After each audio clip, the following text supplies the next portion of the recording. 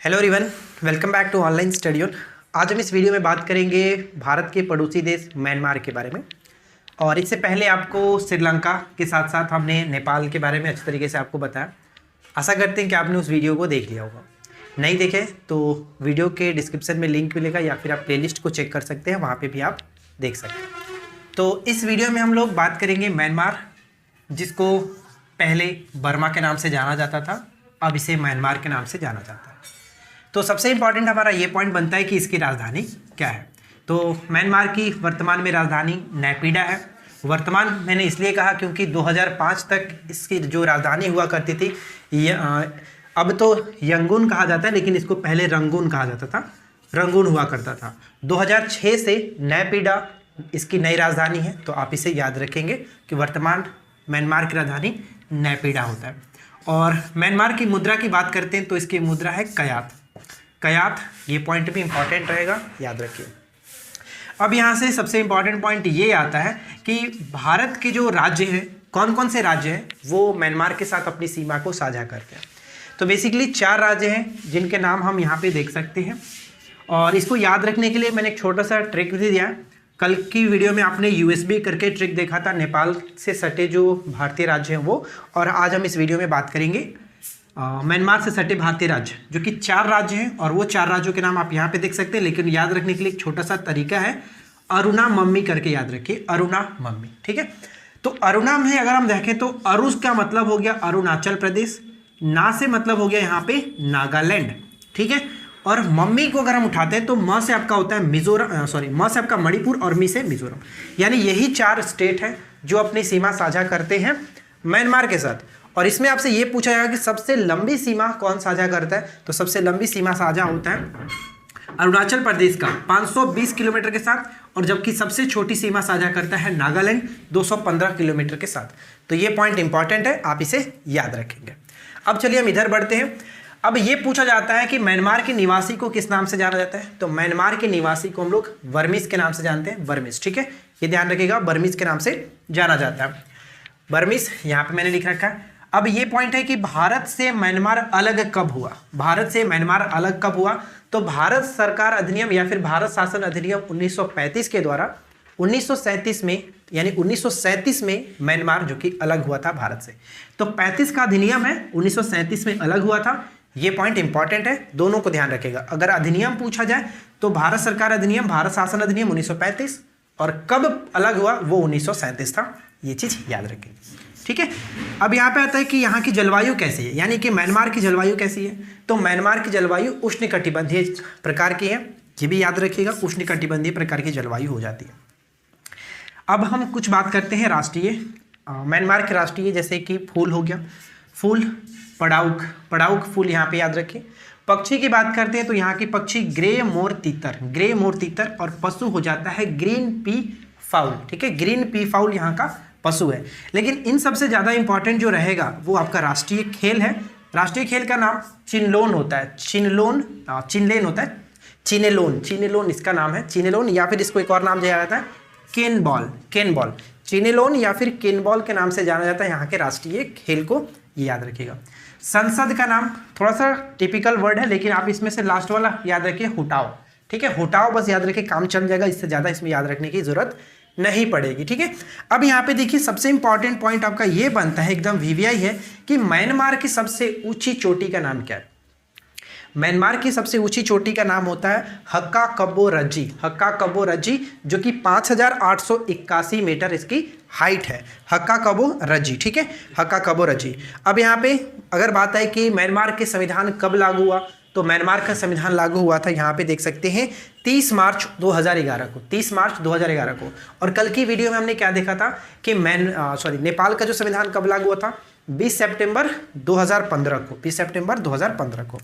यहाँ पे एक और मैंने पर्वतमाला का नाम लिखा है, रखाइन पर्वतमाला। देखिए रखाइन पर्वतमाला हो सकता है कि आप पहली बार नाम सुन रहे हैं, लेकिन इसका एक और नाम होता है जिसको हम लोग अराकन योमा के नाम से जानते हैं। हिमालय का ही भाग है जो कि पूरी तरह से म्यांमार में पड़ता है, अराकन योमा, या फिर इसे एक नाम दिया गया रखाइन पर्वतमाला। तो ये इंपॉर्टेंट है। तो मुझे नहीं लगता है कि इस लाइन में आपको कोई दिक्कत होगी। म्यांमार से 4 भारतीय राज्य सटते हैं जिनके नाम हम यहाँ पे देख सकते हैं, अरुणाचल प्रदेश, नागालैंड, मणिपुर, मिजोरम, 4 राज्य हैं। सबसे लंबी सीमा अरुणाचल प्रदेश के साथ सबसे छोटी सीमा नागालैंड के साथ साझा होती है। इसकी मुद्रा होती है कयात और राजधानी नैपिडा। पहले इसकी राजधानी यांगून होता था, जिसको रंगून के नाम से जानते थे। यहाँ के निवासी को बर्मीज के नाम से जानते हैं। भारत से अलग हुआ 1937 में 1935 के अधिनियम के द्वारा। ठीक है, अब चलिए हम बढ़ते हैं इधर।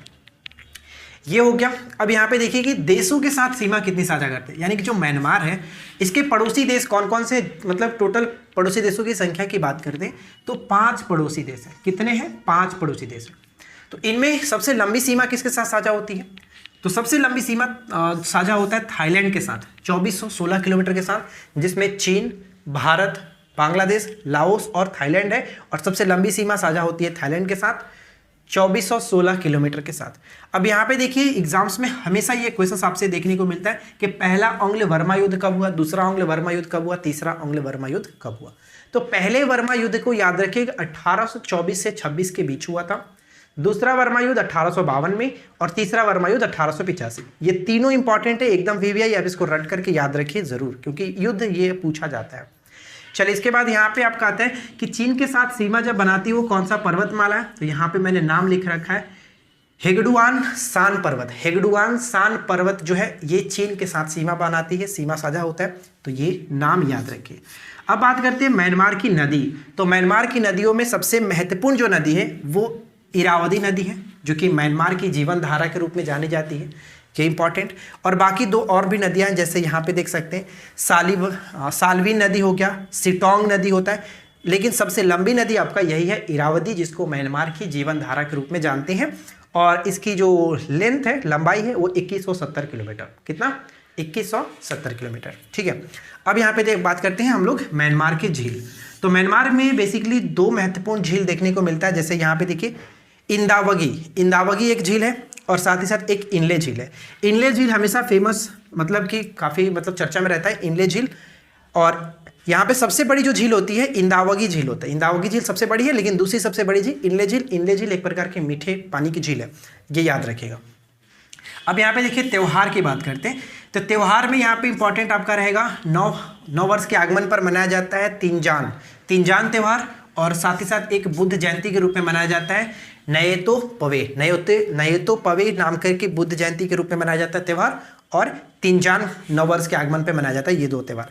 और हाल ही में करंट में एक त्यौहार मनाया गया जो कि म्यांमार के लाइटिंग फेस्टिवल के रूप में जाना जाता है। यहाँ पे मैंने लिख रखा, आप देख सकते हैं, देखिए उत्सव याडिंग युद्ध उत्सव करके है, जो कि इसको म्यांमार का लाइटिंग फेस्टिवल के नाम से जाना जाता है, और ये हाल ही में मनाया गया था, करंट का है, तो इसको याद रखिएगा।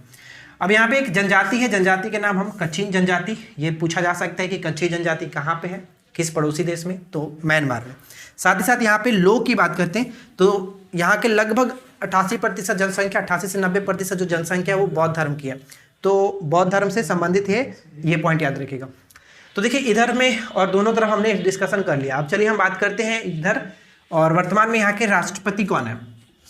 तो यहाँ के राष्ट्रपति यू विन मिंत, याद रखिए यू विन मिंत यहाँ के वर्तमान में राष्ट्रपति। और प्रधानमंत्री कौन है, तो मिन आंग हलीन। मिंत याद रखिए राष्ट्रपति है और हलिंग यहाँ के प्रधानमंत्री हैं। अब ये सभी जो पॉइंट्स है वो आपके करंट से रिलेटेड है, तो करंट से हम यहाँ पे कुछ देख लेते हैं।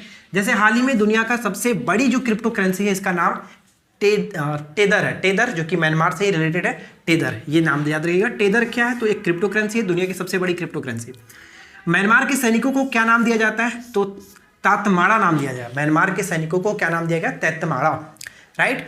और हाल ही में चक्रवात जो आया था भारत में, उसको म्यांमार में एक नाम दिया था, म्यांमार की तरफ से नाम दिया गया था तौकाते। ठीक है, तौकाते, यहाँ पे मैंने लिख रखा है तौकाते। अब देखिए राष्ट्रीय उद्यान कुछ इंपॉर्टेंट है, बाकी आप स्क्रीन पे पिक्चर में देख करके भी याद रखिएगा, लेकिन मैं आपको बताता हूँ राष्ट्रीय उद्यान कौन कौन से जो इंपॉर्टेंट है। हकाबो जो रज्जी है, यहाँ पे आपने जो पर्वत देखा था हकाबो रज्जी पर्वत, ये म्यांमार की सबसे ऊंची चोटी है। ये पर्वत इसी राष्ट्रीय उद्यान से पूरी तरह से घिरा हुआ है, हकाबो रज्जी। और साथ ही साथ यहाँ पे नटमा टोंग राष्ट्रीय उद्यान हो गया।